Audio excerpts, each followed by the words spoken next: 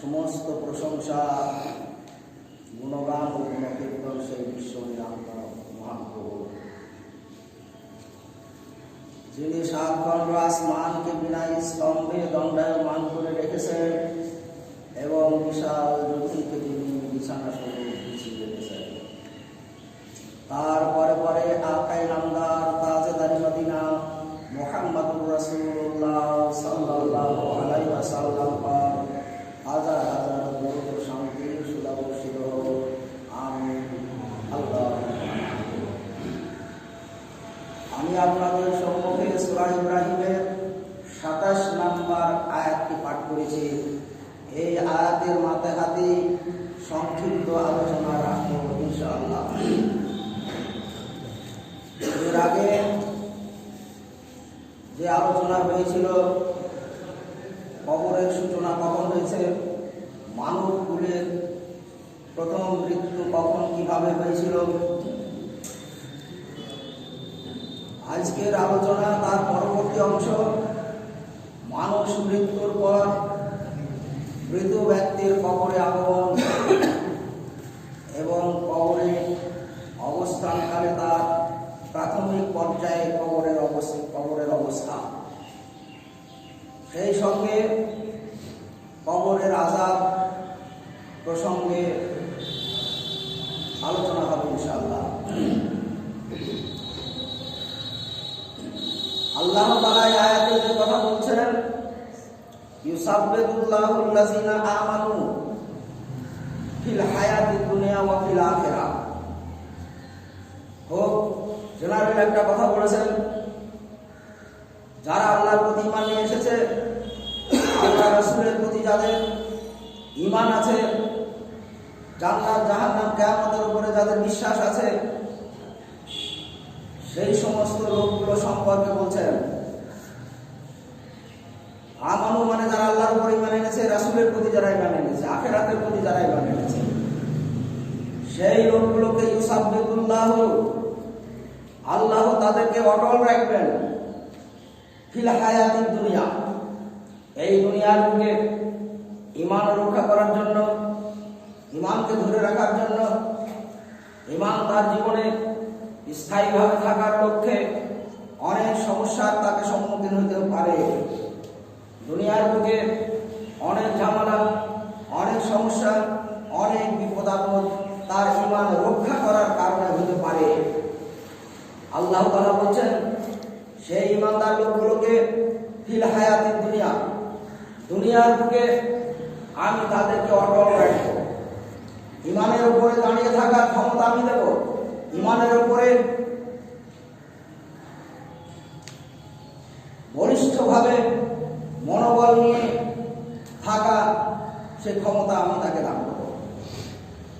সাহাবাদের জামানায় দেখা গেছে, এখনো অনেক জায়গায় যাদের খোঁজ আমরা রাখি না, কেউ জানে না, কত মানুষ ঈমানের জন্য কত বড় বড় বিপদের সম্মুখীন হচ্ছে। সেই সমস্ত বিপদেও তারা আল্লাহর ঈমান, আল্লাহর প্রতি ঈমান, রাসূলের প্রতি ঈমান, আখিরাতের প্রতি ঈমান থেকে তারা সরতে নারাজ। এমনকি ঈমান রক্ষার জন্য তারা জীবন দিতেও প্রস্তুত।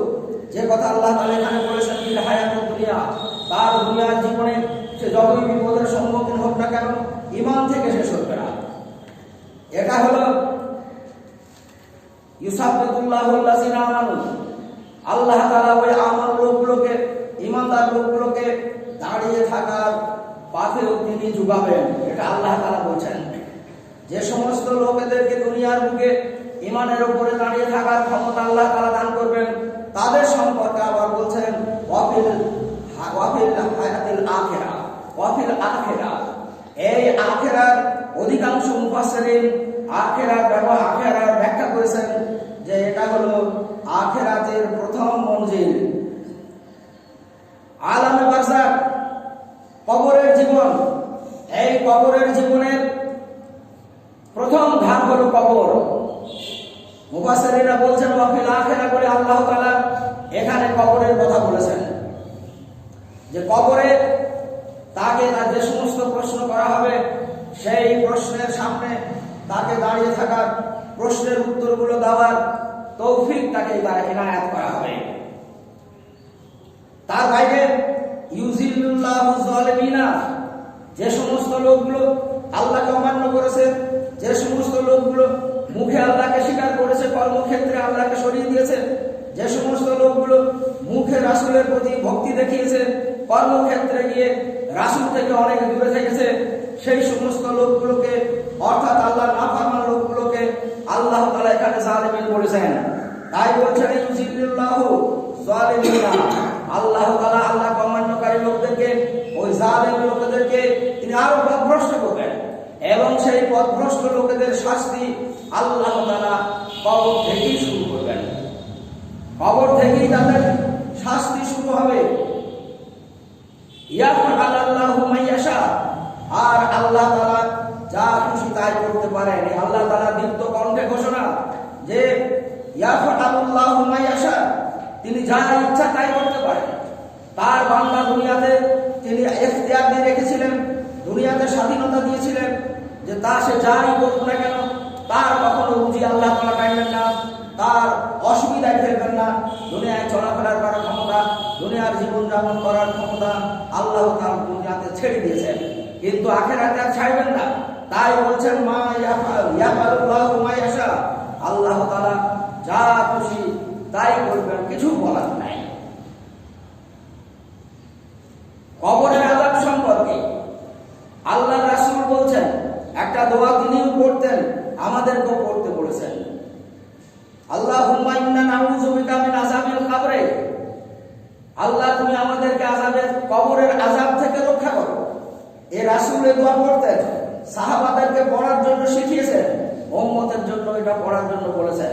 তার মানে কবরের আযাব হয়, কবরের আযাব সত্য, কবরের আযাব হবে। এ থেকে বাঁচার জন্য আল্লাহর কাছে দোয়া করেছেন যে আল্লাহ তুমি আমাদেরকে কবরের আযাব থেকে রক্ষা করো। এ রাসূলের শিক্ষা দেওয়া, তার মানে আল্লাহ ছাড়া সেই কবরের আযাব থেকে রক্ষা করার কেউ সেদিন থাকবে না। তার কোনো সঙ্গে কোনো মানুষ, কোনো রক্ষাকারী কেউ সেদিন থাকবে না। কেবলমাত্র কবরে সে একাই থাকবে। আল্লাহ তাআলা ঠিক ধাপে ধাপে যেমন প্রয়োজন সেই রকম ফেরেশতা পাঠাবেন। আল্লাহ রাসূল একদিন সাহাবাদের নিয়ে একদিকে চলে যাচ্ছেন, যেতে যেতে রাস্তার ধারে দুটো কবর, হঠাৎ দাঁড়িয়ে গেলেন। সাহাবাদেরকে বলছেন, আগো তোমরা এই কবর দুটো কার জানো? ওদের মধ্যে কোন এক সাহাবা বললেন যে হ্যাঁ হুজুর আমি জানি। কতদিন আগে মারা গেছে? বেশ অনেক দিন হয়ে গেল। তো বলছে এই লোক দুটো কেমন ছিল? তো বলছে লোক দুটো ভালো ছিল না। তো আল্লাহ রাসূল বলছেন ওদের আজকে ওরা এখন কবরের আযাবের মধ্যে নিমজ্জিত আছে। তো আল্লাহ রাসূল তাদের জন্য দোয়া করলেন। আল্লাহ দোয়ার কারণে, রাসূলের দোয়ার কারণে আল্লাহ তাআলা তাদের আযাব সাময়িকভাবে বন্ধ করে দিয়েছিলেন। তো সাহাবা তার গুনাহগুণ যে কথা বললেন, আল্লাহ রাসূল বললেন এই কারণ যদি কোনো মানুষের থাকে, অর্থাৎ অন্য মানুষের চুগলি করা, নামিমা মানে চুগলি করা, কোনো মানুষের অযথা তার দোষ বর্ণনা করা, তার পিছনে তার খারাপ বর্ণনা করা, এই সমস্ত যে মানুষের অভ্যাসের মধ্যে আছে একে নামিমা বলে, চুগলখোর বলে। আল্লাহ রাসূল বললেন এই কারণে এই কবরে এই লোকগুলা আযাব হচ্ছে। তো এই কথা বলার মানে উম্মতকে সেই সমস্ত কাজ থেকে বিরত থাকতে হবে। ওই অভ্যাস যদি কোনো মানুষের থাকে তাহলে কবরের আযাব থেকে রক্ষা পাওয়ার কোনো রাস্তা নাই। আর একটা খুব সাধারণ ব্যাপার, এই সাধারণ ব্যাপার থেকে চলাচলের ভিতরে এই সাধারণ কাজটা থেকে কবরের আযাব থেকে রক্ষা পাওয়া যাবে না। সেটা হলো মানুষ যে প্রস্রাব করছে, এই প্রস্রাবের ছিটে যদি গায়ে পড়ে, প্রস্রাবের ছিটে গায়ে পড়ছে, কোনো হিফাজত করে না, তার কোনো লক্ষ্য নেই, পড়লো। তো এই প্রস্রাবের ছিটা থেকে কবরের আযাব হওয়াটা অনিবার্য। আল্লাহ রাসূল একটা লোক সম্পর্কে বলছেন, আব্দুস সালেহ বলছে লোকটা খুব ভালো লোক, খুব পরেজগার মানুষ, কিন্তু সেই লোকটা তার প্রস্রাব থেকে হিফাজত করতো না, তার জন্য তার কবরের আযাব হয়েছিল। হাদিসটা পড়ে দিচ্ছি। ওয়ান জাবেরিন ক্বালা ইন্না খারাজনা মা রাসূলিল্লাহ সাল্লাল্লাহু আলাইহি সাল্লাম ইলা সাদ ইবনে মুয়াযিন হিনা তাওয়াফা সাল্লা রাসূলুল্লাহ সাল্লাল্লাহু আলাইহি সাল্লাম ওয়া উযিয়া ফি কবরিহি ওয়া সুব্বিবা আলাইহি সাব্বাহা রাসূলুল্লাহ সাল্লাল্লাহু আলাইহি সাল্লাম সাব্বাহানা তাবিলান ওয়া কাব্বারা রাসূলুল্লাহ সাল্লাল্লাহু আলাইহি সাল্লাম কাব্বারনা। ক্বালু লিমা সাব্বাহা সুম্মা কাব্বারা ইয়া রাসূলুল্লাহ। ক্বালা রাসূলুল্লাহ সাল্লাল্লাহু আলাইহি সাল্লাম লাকাদ ইউযাইকু হাযা আবদাস সালিহ কাবরাহু লাফি কাবরিহি ওয়া ফাররাজাহুল্লাহু কাবরাহু। জাবের রাদিয়াল্লাহু তাআলা আনহু বলছেন, আমরা একদিন রাসূলের সঙ্গে গেলাম। রাসূল কোথায় গেলেন? সাদ বিন মুয়াজ বলে একজন বিখ্যাত সাহাবা, সেই সাহাবাকে দেখার জন্য আমরা রাসূলের সঙ্গে গেলাম। ওই দিন তাহিনা তাওয়াফা, যেদিন সাদ বিন মুয়াজ মারা গিয়েছিলেন। তো সাদ বিন মুয়াজ যেদিন মারা গেলেন, রাসূলের সঙ্গে আমরাও গেলাম। রাসূলুল্লাহ সাল্লাল্লাহু আলাইহি সাল্লাম রাসূলের জানাজা পড়ালেন, সাদ বিন মুয়াজের জানাজা পড়ালেন। জানাজা পড়ানোর পরে সাব্বাহা রাসূলুল্লাহ সাল্লাল্লাহু আলাইহি সাল্লাম রাসূল তাসবিহ করতে শুরু করলেন। ওয়া সাব্বাহানা তাবিলান, আমরা সকলেই দীর্ঘক্ষণ ধরে তাসবিহ পড়লাম। ওয়া কাব্বারা, রাসূলুল্লাহ তাকবীর পড়লেন। ওয়া কাব্বারনা, আমরাও তাকবীর পড়লাম। তারপরে জিজ্ঞাসা করলাম, লিমা সাব্বাহাতা সুম্মা কাব্বারনা। হে আল্লাহ রাসূল, এই রকম তো ইতিপূর্বে আপনাকে দেখিনি। আপনি আজকে তাসবিহ পড়লেন, আমরাও পড়লাম। আপনি তাকবীর পড়লেন, আমরাও পড়লাম। এটা কেন করলেন? তো রাসূল বললেন, লাকাদ ইউযাইকু হাযা আবদুস সালিহ ফি কাবরিহি। আল্লাহ রাসূল বললেন, এই যে আব্দুস সালেহ, সাদ বিন মুয়াজ একটা খুব ভালো মানুষ, খুব পরেশগার মানুষ, কিন্তু এক ত্রুটি তার ছিল, যে ত্রুটিটা আগে বর্ণনা করা হলো। সেই জন্য তার কবরকে এখানে সংকীর্ণ করে দেওয়া হয়েছে। কবর দুই দিক থেকে তাকে চেপে ধরেছে। এই অবস্থা থেকে তাকে রক্ষা করার জন্য আমরা তাসবিহ পড়লাম, তাকবীর পড়লাম। এই সমস্ত পড়ার কারণে আল্লাহ তাআলা ফাররাজাল্লাহু কাবরাহু, আল্লাহ তাআলা তার কবরকে প্রশস্ত করে দিলেন। তার এই শাস্তি থেকে, তার এই আযাব থেকে আল্লাহ তাআলা তাকে মুক্তি দিলেন আমাদের দোয়ার কারণে। তাহলে আমাদের দিনে দুবার চারবার তো অনেকেই যার জন্য প্রয়োজন প্রস্রাব করতেই হয়, কিন্তু প্রস্রাবের সময় খুব জরুরি ভাবে এটা খেয়াল রাখতে হবে যেন ছিটে আমাদের গায়ে কাপড়ে না পড়ে। সাহাবারা এই কথা শুনে অনেকে বালি, ছোট ছোট কৌটোতে বালি নিয়ে বেড়াতেন, বালিতে প্রস্রাব করলে ছিটা করবে না সেই জন্য। তো যাই হোক, এগুলো আমাদের অজান্তে অনেক সময় হয়তো হয়ে থাকে। এই বিষয়ে আমাদেরকে খেয়াল রাখতে হবে। এই যতই আমল করা হোক না কেন, যতই ভালো কাজ করা হোক না কেন, যদি প্রস্রাব থেকে হেফাজত না থাকে, তাহলে কবরের আযাব থেকে বাঁচার কোনো রাস্তা নেই। তার কারণ সাদ বিন মুয়াজ তিনি একজন বিখ্যাত সাহাবা, যার সম্পর্কে আল্লাহর রাসূল তিনি সাক্ষ্য দিচ্ছেন, হাযা আব্দুস সালেহ, এই লোকটা খুব ভালো মানুষ, কিন্তু এখন ইউযাইকু কাবরাহু, তার কবরকে সংকীর্ণ করলেন। তো দোয়া করলেন, আল্লাহ তাআলা সেখান থেকে তাকে রক্ষা করলেন। তো এখন মৃত্যুর পরে মানুষকে যখন কবরে নিয়ে যাওয়া হয় এবং কবরে শোয়ানো হয়, কবরে শোয়ানোর পরে একটা হাদিসে বলা হচ্ছে যে যখন ইয়াসমাউ উযিয়া ফি কাবরিহি, তার কবরে যখন সেটাকে রেখে দেওয়া হয়, তারপরে কবর সব ঠিকঠাক করে দেওয়া হলো। এইবার যখন মানুষ সব চলে আসে তার কাছ থেকে, তখন তার পায়ের আওয়াজ, ওয়াসমাউ কিরআনে আলিহি, তার জুতো ঠক ঠক করে যে আওয়াজ হয়, মানুষ চলে গেলে পায়ের যে আওয়াজ হয় কবরের মধ্যে, সেই কবরবাসী এই আওয়াজ সে শুনতে পায়। যখন মানুষ চলে গেল, আওয়াজ বন্ধ হয়ে গেল, তখন তার কাছে আত্মা মালাকানে, তার কাছে দুজন ফেরেশতা আসে। সেই ফেরেশতা দুটো সম্পর্কে অন্য হাদিসে বলছেন যে ওয়া মালাকানে আসওয়াদানে আরজুকানে, সেই ফেরেশতা দুটো তারা এত কালো, তাদের রং এত কালো, আর চোখ দুটো নীল রঙের মোটা মোটা চোখ, দেখতে ভয়ঙ্কর। সেই রূপের দুজন ফেরেশতা তার কবরের কাছে ইয়াজলিসানি আলা রাসিহি, তার মাথার কাছে এসে বসে। এইবার বসানোর পরে সেই লোকটাকে এবার উঠানো হয়। উঠানোর পরে যদি সে ভালো মানুষ হয়, আমলওয়ালা লোক হয়, ইয়াজলিসু, তাকে উঠিয়ে বসানো হবে। বসানোর পরে এমন একটা সময় তাকে যখন উঠানো হবে, যে সময়ই হোক, সে কবরের মধ্যে দেখবে ওই রকম সময় যে মুসাল্লা শামস ইন্দা ডুবি, সূর্য ডোবার কিছুক্ষণ আগের সময়, অর্থাৎ সূর্য ডোবার 1-1 ঘন্টা আগের সময়ের মতো তাকে মনে হবে। সে উঠে বসেই তখন বলবে, ইয়া রমণী, আমাকে ছেড়ে দাও, উসাল্লি, আমি নামাজটা পড়ে দিই। অর্থাৎ আসরের নামাজই হবে সূর্য ডোবার আগে, যে আমার আসরের নামাজ পড়া হয়নি, আমাকে সুযোগ দাও, আমি নামাজ পড়ে নিই। এগুলা হবে ভালো লোকেদের আচরণ কবরে ঢোকার পরে। যদি ভালো লোক হয় তাহলে তার ওই রকম আবহাওয়া মনে হবে, দিনের শেষ মনে হবে, আর এটাও মনে করবে যে আমার আসরের নামাজ তো পড়া হয়নি।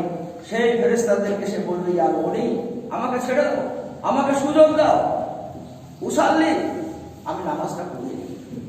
তখন তারা বলবে, আর নামাজ পড়তে হবে না, নামাজ পড়ার সময় তোমার শেষ হয়ে গেছে, এখন আর নামাজ নেই, এখন তোমার আমলের হিসাব নিকাশের পর্যায়ে তুমি পড়ে গেছো।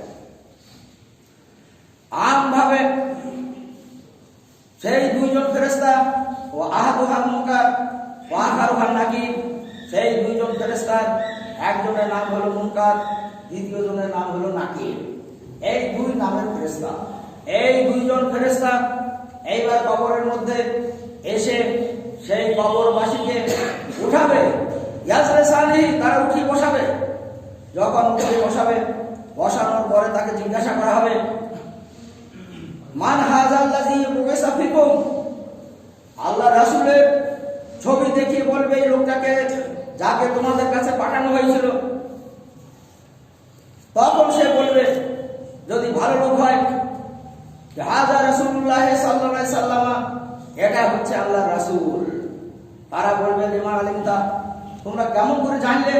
তোমাদের যুগের তো মানুষ নয়, তোমরা যখন দুনিয়ায় ছিলে তখন তিনি ছিলেন না, তোমাদের অনেক আগে তিনি চলে গেছে, তোমরা কি করে জানলে? তারা তখন বলবে, ওয়াকারাতু কিতাব আল্লাহ, আমরা আল্লাহর কিতাবে পড়েছি, আমরা কোরআনে পড়েছি, আল্লাহ তাআলার শিক্ষণীয় বিষয়ে আমরা জেনে গেছিলাম যে এটা আল্লাহর রাসূল, আমরা তার অনুসরণ করে এসেছি, তিনি আমাদেরকে যে জীবন বিধান দিয়েছিলেন সেই জীবন বিধান আমরা মেনে চলেছি। কোন হাদিসে আছে, এইভাবে জিজ্ঞাসা করা হবে, মান রাব্বুকা, তোমার প্রভু কে? যদি সে ভালো হয় বলবে, রাব্বি আল্লাহ, আমার রব হলো আল্লাহ। মান নাবিয়ুকা, মা দীনুকা, তোমার দিন কি, তোমার ধর্ম কি ছিল? সে বলবে, দ্বীনুল ইসলাম, আমার ধর্ম ছিল ইসলাম। মান নাবিয়ুকা, তোমার নবী কে ছিল? অসংখ্য নবী দুনিয়ার বুকে এসেছে, তো তাকে জিজ্ঞাসা করা হবে, তোমার নবী কে ছিল? ভালো লোক হলে সে বলবে, আমার নবী ছিল মুহাম্মদুর রাসূলুল্লাহ সাল্লাল্লাহু আলাইহি ওয়াসাল্লাম। সব উত্তর দিয়ে দেবে।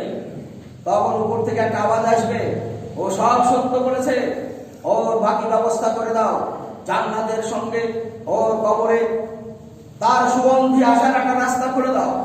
ওকে নুম, মানে এখানে ফেরেশতারা বলবে, তুমি এখন শুয়ে পড়ো, তুমি ঘুমাও, আরামে ঘুমাও। আর যদি ভালো লোক না হয়, ইসলামের বহির্ভূত মানুষ হয়, তাহলে তাকে যখনই জিজ্ঞাসা করা হবে, মার রব্বুকা, তোমার রব কে, তোমার প্রভু কে ছিল? সে বলবে, হা হা লা আদরি, আফসোস, আমি কিছুই জানি না। তারপরে যখন জিজ্ঞাসা করা হবে, মা দীনুকা, তোমার দিন কি? একই কথা বলবে, হা হা লা আদরি, আমি জানি না। তৃতীয় প্রশ্ন করা হবে, মান নাবিয়ুকা, তোমার নবী কে ছিল? তখন সে একই উত্তর দেবে, হা হা লা আদরি, আফসোস আফসোস, আমি কিছুই জানি না। তখন সেই ফেরেশতারা, ওই দুইজন ফেরেশতা মুনকার আর নাকির, যারা কালো রঙের বড় শরীর, নীল রঙের মোটা মোটা চোখ, সেই লোক তো দেখেই ভয়ঙ্কর। যদি লোক ভালো না হয়, সে উঠেই দেখেই সে চমকে যাবে। প্রশ্নের উত্তরে সবার আল্লাহ একটাই উত্তর, আমি কিছু জানি না। তখন বলছে জারাবা বেমাতারিকিল হাদিদিন জারবাতান, তাদের হাতে, দুইজনের হাতে লোহার বড় হাতুড়ি থাকবে। মাতারিক মিন হাদিদ, হাদিদ মানে লোহা, লোহার বড় বড় হাতুড়ি তাদের কাছে থাকবে। জারাবা, সেই হাতুড়ি দিয়ে তখন তাকে এমন ভাবে মারবে জারবাতান, সে দুনিয়ায় কোন মানুষকে হাতুড়ি দেখালেই সে আতঙ্কে হাঁটফেল করবে। কিন্তু মৃত্যুর পরে আলামে বারজাখে, কবরের জীবনে থেকেই তার আর কোনো মৃত্যু নাই। মৃত্যু একবারই। এই দুনিয়ার বুকে যে মানুষ মৃত্যুবরণ করছে, জান্নাতে যাওয়া পর্যন্ত, জাহান্নামে যাওয়া পর্যন্ত তাদের আর কোনো মৃত্যু হবে না। ফলে যতই মানুষ কষ্ট পাবে, চিৎকার করবে, কিন্তু মৃত্যু হবে না। আল্লাহ রাসূল বলছেন ইয়াসমাউকুল্লাহ, দুনিয়ার বুকে সমস্ত কিছুই তার আওয়াজ শুনতে পাবে, ইল্লা সাকালাইন, শুধু মানুষ আর জিন তার আওয়াজটা শুনতে পাবে না। বাকি সমস্ত পশু জীবজন্তু যারা তার কাছাকাছি থাকবে সবাই তার আওয়াজ শুনতে পাবে। তাহলে এত চিৎকার করবে, কিন্তু সেই চিৎকার মানুষ জিন বাদে বাকিরা শুনবে, এরা শুনতে পাবে না। তার কারণ জিন এবং ইনসানেরই কিয়ামতের দিনে হিসাব হবে। কিয়ামতের দিনে যে হিসাব হবে সেটা জিনদের আর মানুষের।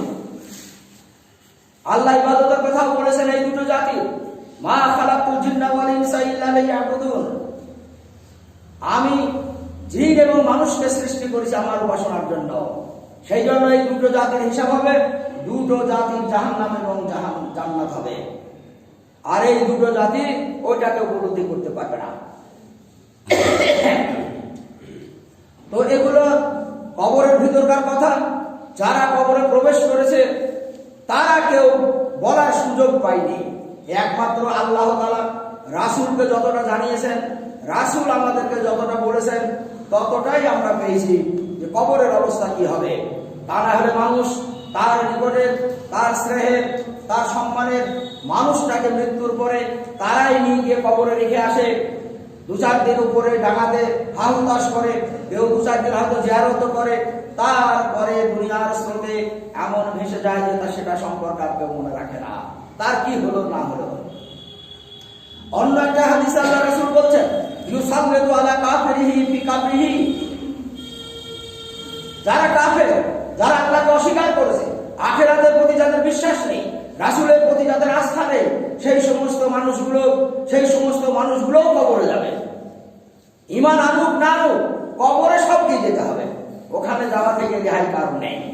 তো এখন সেই কাফের, আল্লাহকে অস্বীকারী, সে যদি কবরে যায়, তো বলছে আল্লাহ রাসূল বলছেন ইউসাল্লিতু আলাল কাফিরে ফি কাবরিহি তিসউনা তানিহান, তার কবরে 99টা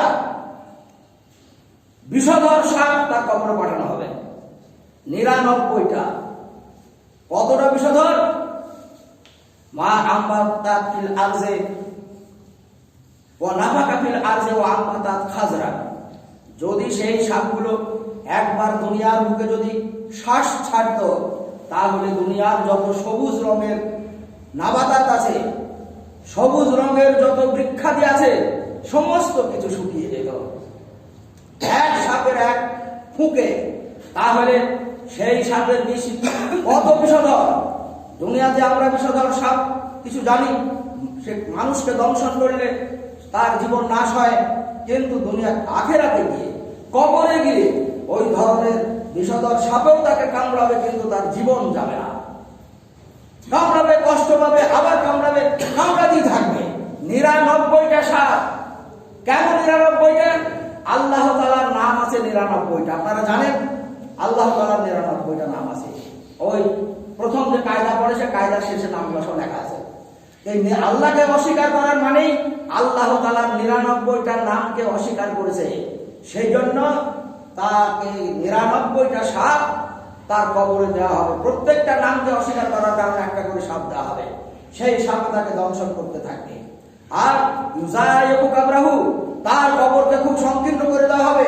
ইয়াহতালিফু আযলাউহু, তার শরীরের সেই চাপে একদিককার হাড় আর একদিকে চলে যাবে, আর একদিককার হাড় আর একদিকে চলে আসবে, আবার ঠিক করে দেওয়া হবে, আবার সেইভাবে কবর তাকে দুই দিক থেকে চাপ দেওয়া হবে।